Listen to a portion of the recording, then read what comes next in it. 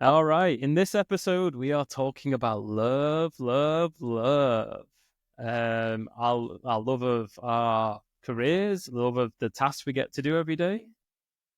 Mm-hmm.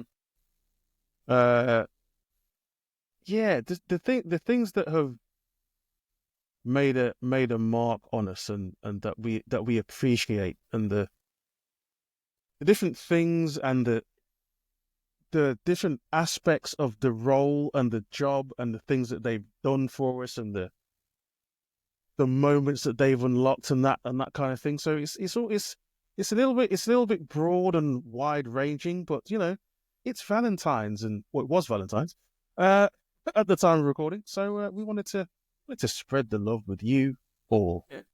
the listeners. So enjoy the episode, and at the end, we're asking you to share the things that you love about the industry, your career, and aspects of software development. So yeah, enjoy.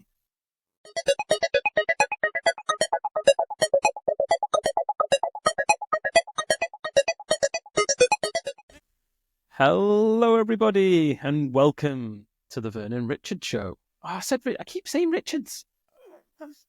Deary me, did you not get the memo? I did get the How long memo. has it I been? think Is I, it a I year think I yet? wrote the memo. When is it a year? Is it next month? It's a year. Oh, We I need to don't do know. I don't know, mate. a That's a really birthday good episode, show. don't we? An anniversary episode. An anniversary episode. That'll be good fun. Let's have a look while we're here, just because we can always speed this up. First episode. Oh, well, no, we're a bit delayed, mate. 8th of April was the first one, so got Okay, a I'm getting while ahead of to go myself. yet. April. Yeah. Okay. Got it. Right. So, not quite anniversary episode, but we are gonna. It's a kind of forced social economic anniversary. um, it's Valentine's Day tomorrow when we're recording this, and it would have just been Valentine's weekend after you listening to this. So we thought we'd pick the topic of love. Love is in the air, ladies and gentlemen. Yeah, but obviously this is a professional podcast, so we're going to talk about our love of testing, tools, events, people, community, the job, whatever. Frameworks, whatever. Frameworks, yeah. Anything. Anything. Have you got anything to kick us off with? Anything jumping out already? I was waiting for you to talk about how much you love me, but clearly you've bottled it. You didn't. You were teed up beautifully, and you failed. I can't. There you go. You can have this one. I can't do that. What's that little one people do now? That one. I can't do it. It's more like that. Oh, all right. Well, yeah, there you go. Much better. Something like that. Well, I probably did it wrong. If anyone's listening and not watching, we're trying to make love hearts with our finger and thumb. Yeah, we're failing. Pretty sure we're failing. Where should I start? I'm going to start with the obvious thing, which is people. I love the people that I have met over the years, and that I've worked with, and that I've learned from, and from teammates to customers to people I've met on training and at conferences, things like that. That has been quite remarkable, I would say. Like, people have turned into real treasured friends and colleagues. And I saw this saying a few years ago that friends are the family that you choose for yourself, and I feel like I've made friends and new family members through this career of mine, which I never would have predicted when I started. So that's really really quite remarkable, and I feel like I've got smarter by spending time with these people, and I've learned things that when I reflect on it, it just seems quite remarkable that I've learned all of this stuff. And so for me, it's definitely people, and that just seems to be continuing, with every passing year, every passing that I do this thing. So that's it for me. Yeah, so it's an obvious one, right? Definitely one to start It is with. obvious, yeah. The like you said there, like it's always been I can never always find the word sometimes when I think about, like, I'm going to use air quotes, but like friends from the community, right? Because there is different levels to it. There are people that I see once a year, and it's almost immediately chill, carry on conversations. There's no, it's just really nice. And then there's people I'm talking to weekly, monthly. There's people who have hosted me at their house. There's people who go out of their way if they're near Manchester to come and see you, or if they see that you're going somewhere, they're like, hey, we need to have dinner while you're here. So there's like different levels to it. But like there is, and there will be more, and there has been like really true friends that have come out of being in the community, but being in this space, in this domain. They're not just from community, they're from previous jobs. We were just chatting off air about, potentially me going to play pool when I'm in Nottingham with a guy I've not seen for like 12 years. So yeah, I think the people, I definitely love how, and I don't think it is just testing, but it is a scale, right? But for me, I've found a lot of awesome people in the tech industry and especially in the testing space that I can definitely call friends. And I love that. You know what else you just reminded me of as well? Is there are people, and some of these people I can't actually remember their names, but I remember some of the things that they said. And they just gave you a little bit of advice. So there was, my daughter is so ridiculous, but she's awesome.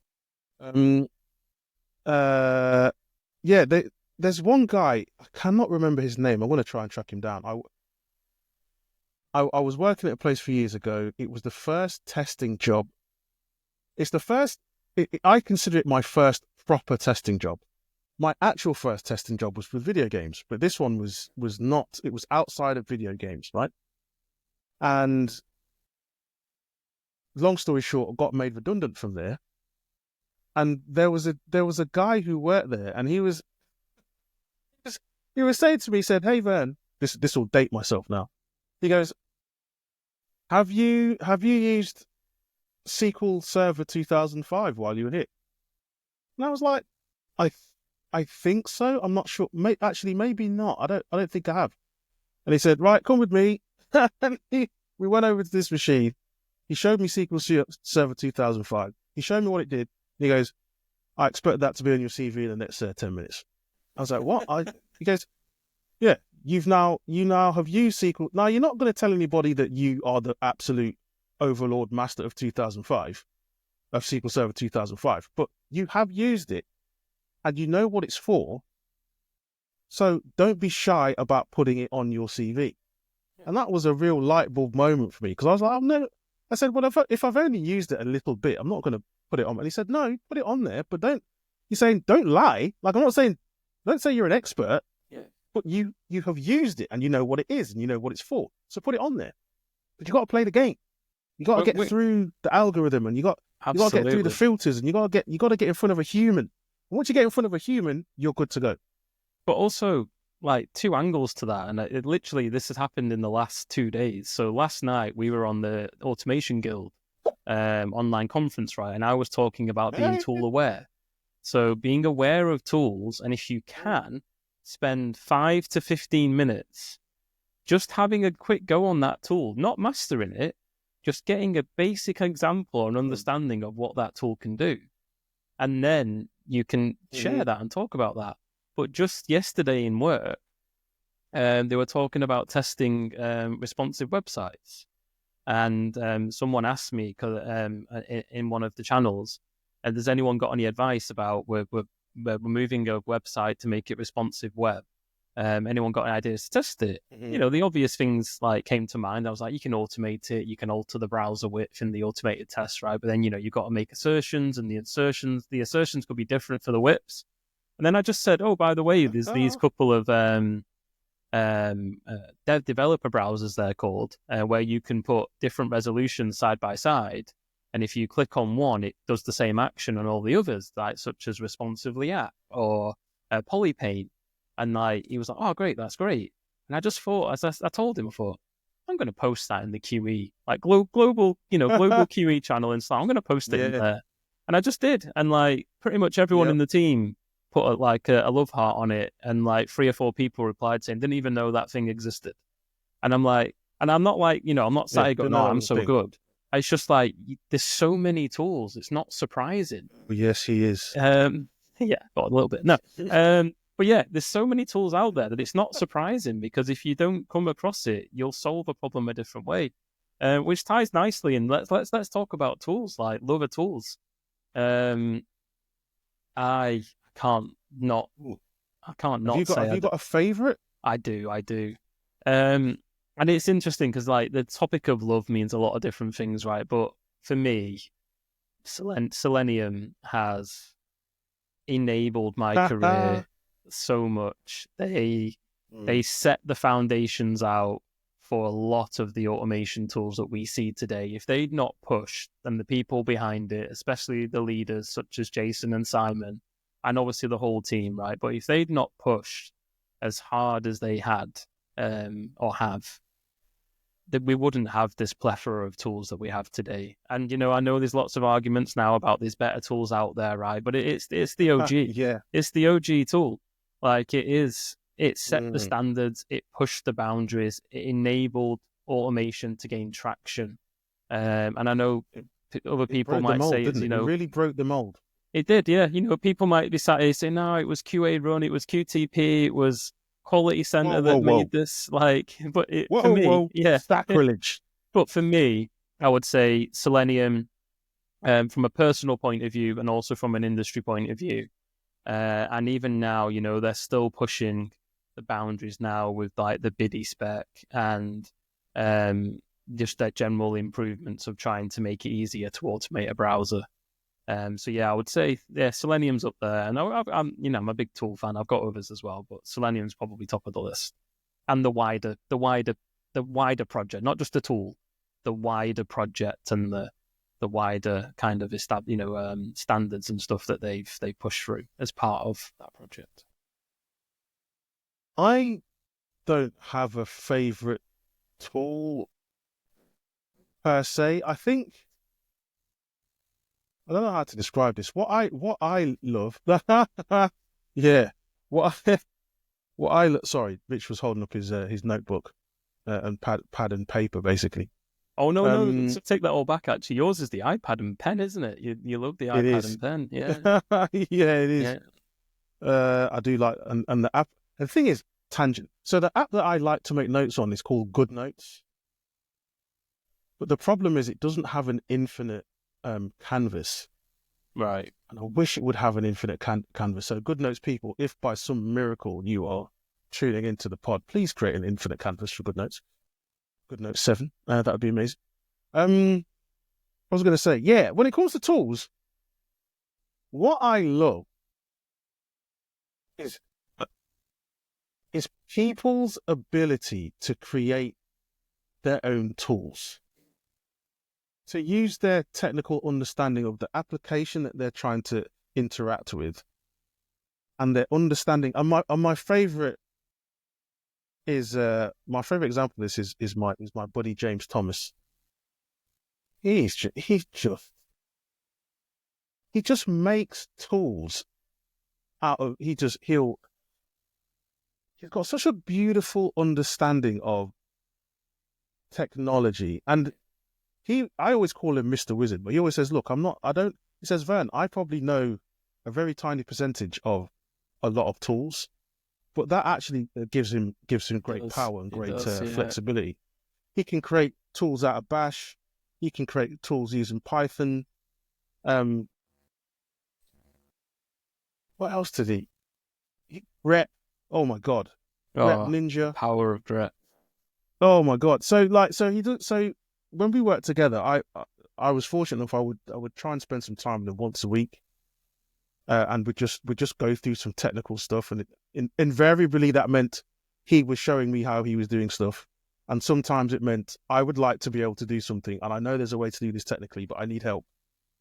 And so he would spend some time trying to, coax me along to try and figure something out in Bash, and that is what I absolutely love. That if I can become that guy, I'm in a people leadership role right now, so I don't know how much opportunity there'll be for me to get my hands dirty in the day job, but I still have this dream in the back of my head that I can basically become like James or like my other friend Lizzie, or I'm not even talking about being someone like Rich or someone like Angie Jones, who are just, or Mark Winteringham, or all these other Amber Race, all these other ridiculous humans who are at one with the machine, you know.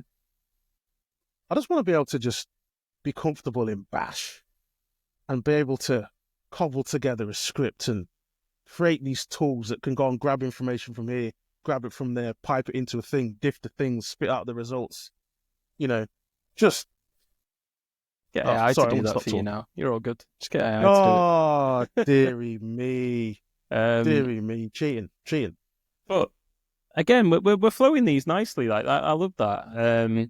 Another thing that I love more about the role, it depends on your role, but like if I just take testing as a broader topic that we all agree on what it means, right? But if I just take testing, Yeah.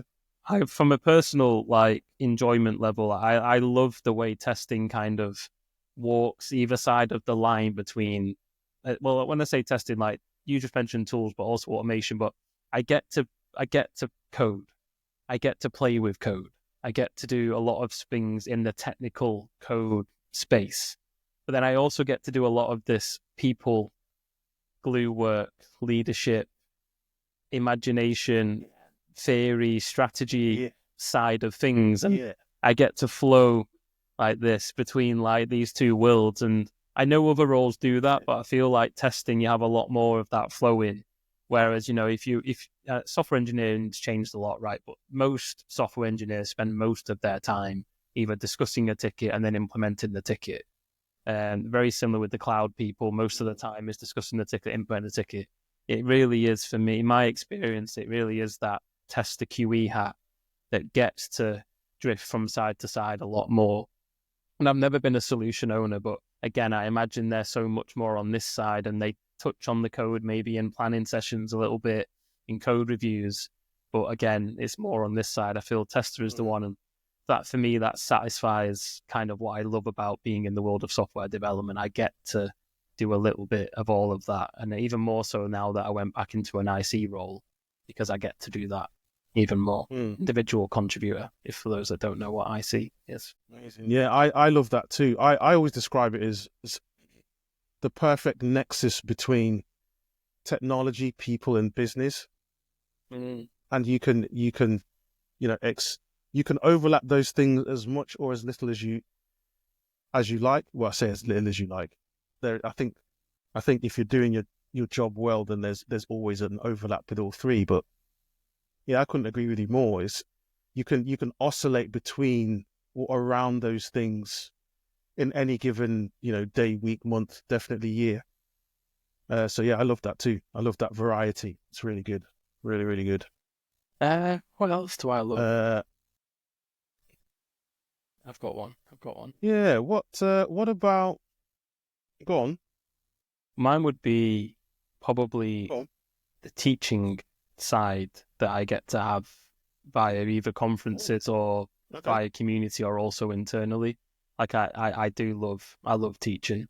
And I think obviously there's individual ways I can do that with my own training and workshops, but also, you know, doing that at a conference, or doing that internally with your team. So I love doing like show and tells, and brown bag lunches, and I just like that we're in an industry where it's almost encouraged that you kind of teach each other. Whereas I know that happens in lots of other domains, but in some domains, like you've got to go off to organization B and they'll teach you everything you need to know, and then you come back and, you know, you kind of stay on that track. But yeah, I love the fact that you're certified. This industry, certified, or, you know, there's like it's standardized through the roof that, you know, only certain organizations, people can train you, and, you know, you're not meant to learn from the person next to you because, you know, they might have got a bad habit and you can't learn from it, right? We don't seem to have that in software engineering as well, not in the way places I've been. So yeah, I would say the teaching side of it, they're getting to coach and mentor and teach other people and see them grow and develop, whether that's public speaking like I was posting about today, or whether it's learning a tool, it's encouraging them to step up in a meeting. I love that coaching, mentoring, teaching side of this career. How much of that are you, when you think about how much you love that, and you think about your IC role right now, what does the balance look like? Not as much as... There you go. Yeah, what does the balance look like between those things? Yeah, not as much as like maybe I would want it to be, but again, it was a trade-off. So in my current organization, the next level up is principal, and then it becomes also a lot of people manager aspects of the job, which I didn't really want at the time. But the way promotions is done internally is you basically have to pick 3 areas and you go get a coach internally. So I am currently coaching 2 people as part of their promotion plans. So I get it through that way, and then like cross disciplines, as we call them, we can do lots of, as I said, show and tells, educational things. Like I spoke to the solution ownership team around what quality is and how you discuss that and measure that. But yeah, and like I'm not really running internal workshops as such, but I'm in a consultancy space, so it's harder. I think there will be opportunities in the future to do training and workshops for clients. A lot of the time, the clients are, looking for that. So sometimes it's we just want to test this, but sometimes it's come in, have a look at what we're up to, and propose changes. And often those change proposals come with, we'll get your team trained up on, strategy A and technique B.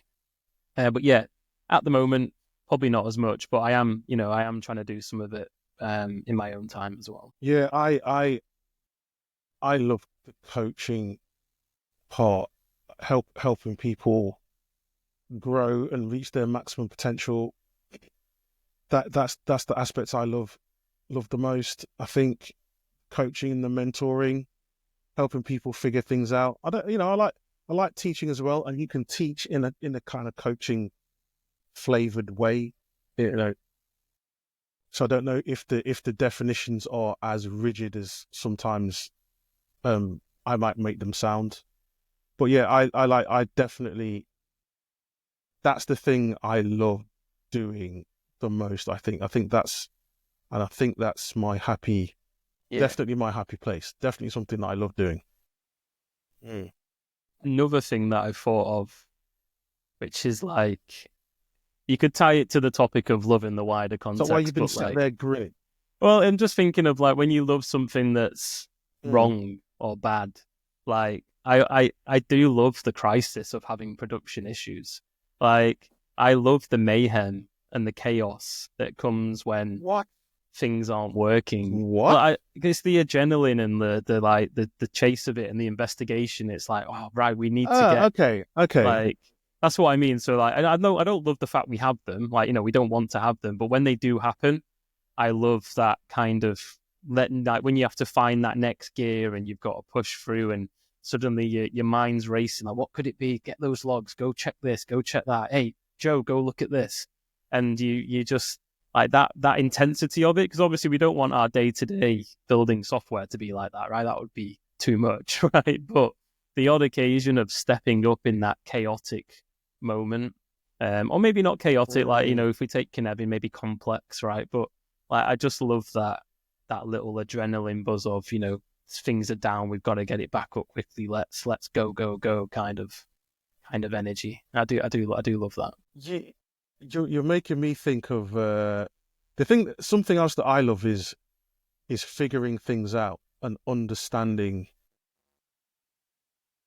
big picture, and being able to piece things together and understand what levers, if you pull them, effect change in a part of the system. I like that. I like understanding how things work. What are the dynamics at play? Who influences what? What influences what? What's driving certain behaviors? I like all of that stuff. Like figuring stuff out. And that is the part that I like about production issues, is figuring out, because I was having this conversation at work with somebody. I kind of said, for me, there are 2 kinds of production issue.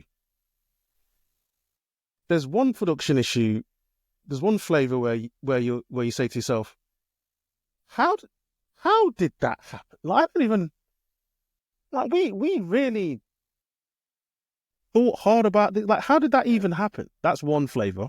Yeah. And then the other flavor is, oh God, yeah, we should have. Damn it, we messed up. That's the one that's the gut punch. You're like, oh, yeah, we dropped the ball on that one. You're like, crap, we should have caught that one. And It's almost like the second kind are they're worse for me in a lot of ways because you just feel like you just messed up. Yeah. Whereas the other one, I'm not saying the impact is any different. Like, they both can be quite, devastating. But the first kind, at least it's like, well, I don't even know what is going on here. But then trying to figure it out is kind of fun. Getting that understanding, doing that digging, finally coming up with a solution. It's like scratching a hard to reach itch. You're like, yeah, that feels good. Yeah, I like that now. I know what's going on. So I do like that feeling. I do like that feeling a lot, actually. I agree with get an explanation, get some closure. Yeah. I get what you're saying with the root cause kind of analysis, trying to find out, what the cause was. But I've also, as you said there, I've had it in me, like, you start that investigation, the first thing you look at, you immediately go, oh yeah, I fucked up. you're trying to do this analysis and immediately you've gone, right, the first thing, let's go look at the logs. Oh yeah, it's me. End of investigation. I'm sorry. Or sometimes it's more, we have to dig a little bit deeper and we have to, really find out what the cause is. Which again, is testing in a way as well. Right. Any more looks? I learned a few years ago that that is called a PEBCAC error. PEBCAK. Problem exists between chair and keyboard.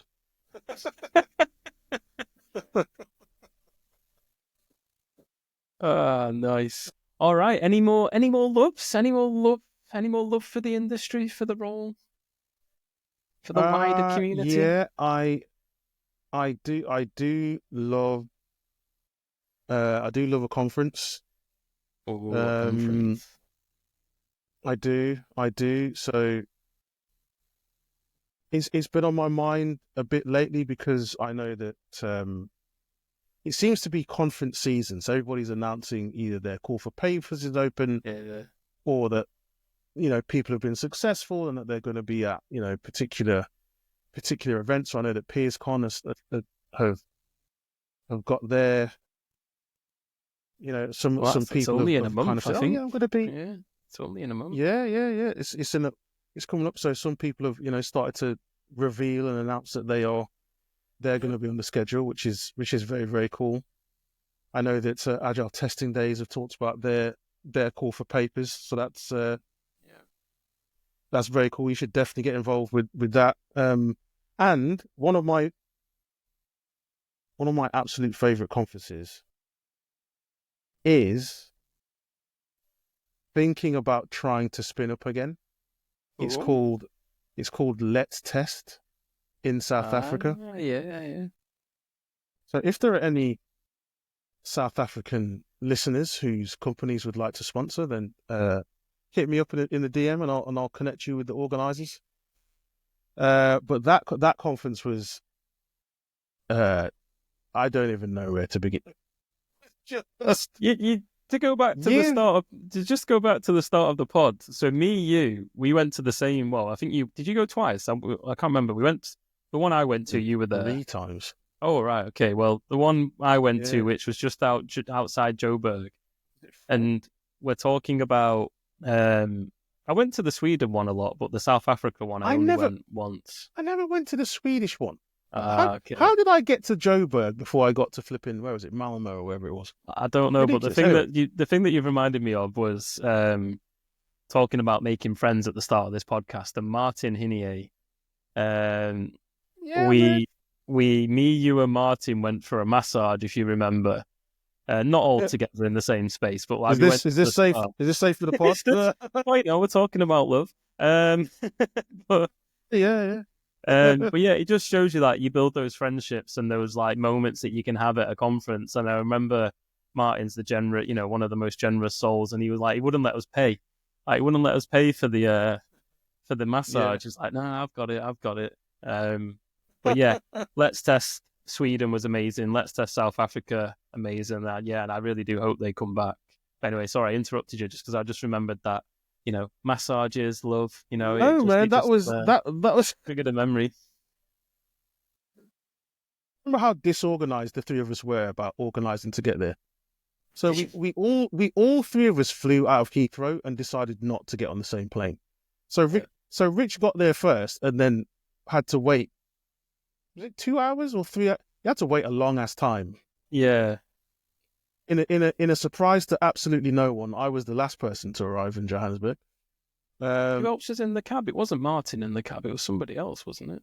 Yeah, it was us three. It was the three of Oh, us. was it? Oh, okay. Sorry, Martin. Yeah, Yeah. because you got there first, and you had to wait for us two to get there. Yeah, And I'm pretty sure yeah. you got there, and then he got there, and then I got there. But yeah, conferences, mate. Should as well on the same bloody plane. It would have been easier. But yeah, conferences. It's the variety. The thing about conferences is the variety. So Let's Test is very hands-on and practical, and it is really, really, really optimized to interact and be practical and be hands-on, and then you come out and you talk and you mingle and you figure things out.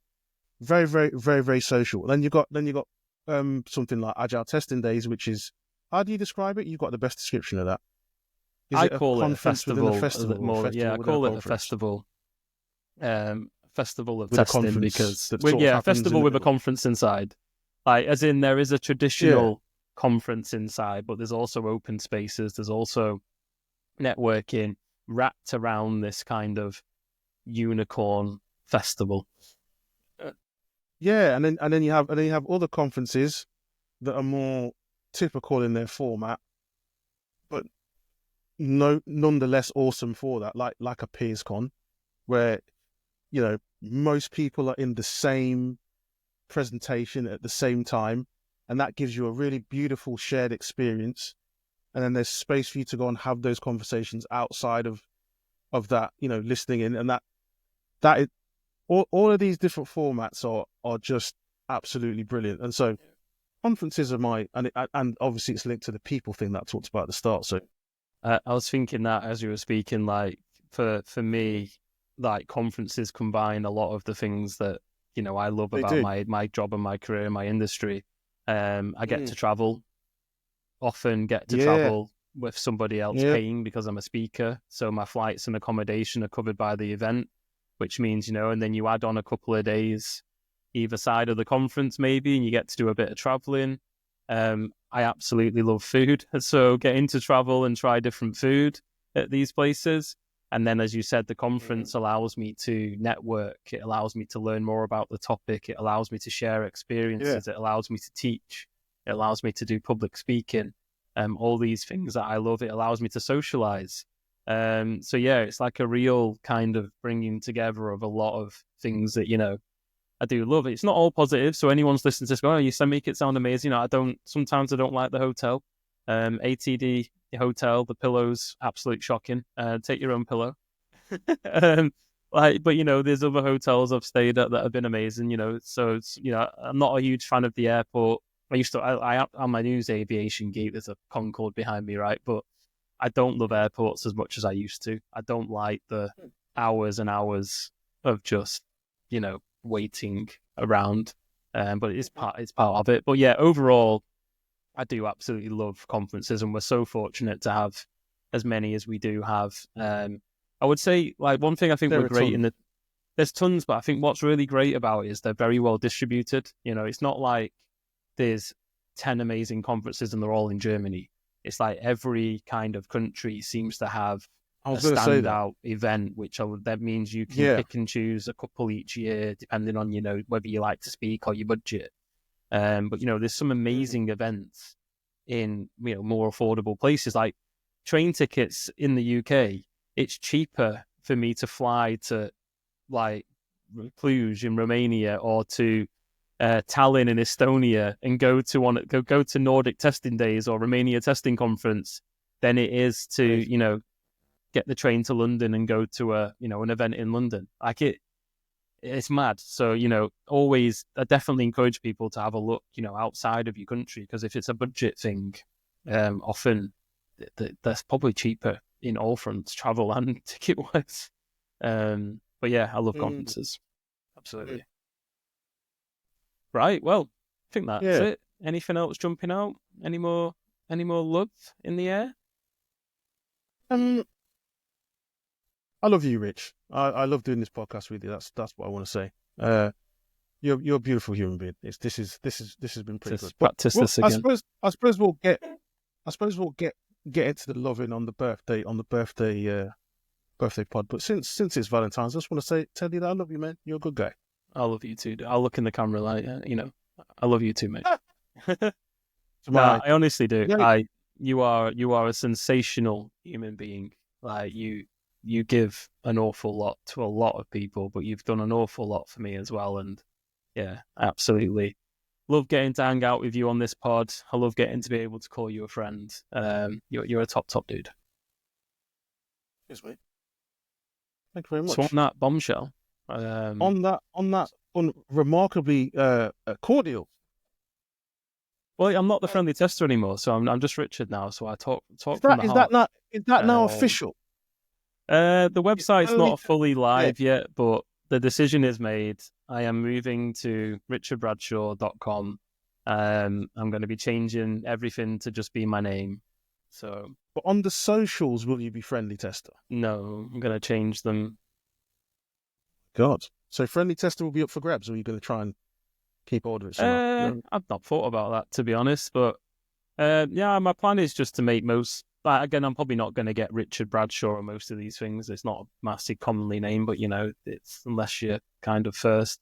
But now Richard Bradshaw Tech, something just a bit more, generic. But like, as in generic I want to, as I think we said on the last pod, right? I want to talk more around technology in a wider space. I don't want to pigeonhole myself to a role, and I don't want the judgment that comes with that. So yeah, probably I'll try for Richard Bradshaw on these platforms, but if not, I'll stick the word tech in there somewhere, or I don't know. But we'll work it out. Swap a few letters around, but I'll try and be consistent, obviously, across platforms, because it is a lot easier when you just say, I'm Tester from Leicester, or I'm on all the things. Yeah, it is a lot easier. I said it's more of an identity thing that I think it's just a good time for me now to reframe a lot of what I do, who I am. Talking about love, like, again, not to go too lovey, but I'm trying to learn who I am, learn more about myself, and and we spoke about identity a lot. Like, I do love everything about being a tester, but it's not all of who I am, and I kind of feel like that old name and the history that goes with that name and my own history with that title. I just feel like it's the perfect time to fresh start, clean slate, new branding, new everything, and just find that groove again and love me, love being in tech, and love what I do. I love that. That is awesome. And I know what else that Richard and I would love. We would love to hear from you. Like, what do you love about this line of work? Software testing, software development, software quality. All the things. Like, tell us what you love. Maybe it's a particular the people, the events, the tools. Yeah. Share away. Yeah. Let's have a moment of celebration and joy and like love for our craft. Yeah, let us know in the comments. DM us. Yeah, that's pretty much it. Anything more to add, Rich? Absolutely not. No, I think we're done. Awesome. Thank you all for listening, everyone. Take it easy, folks. Catch you later.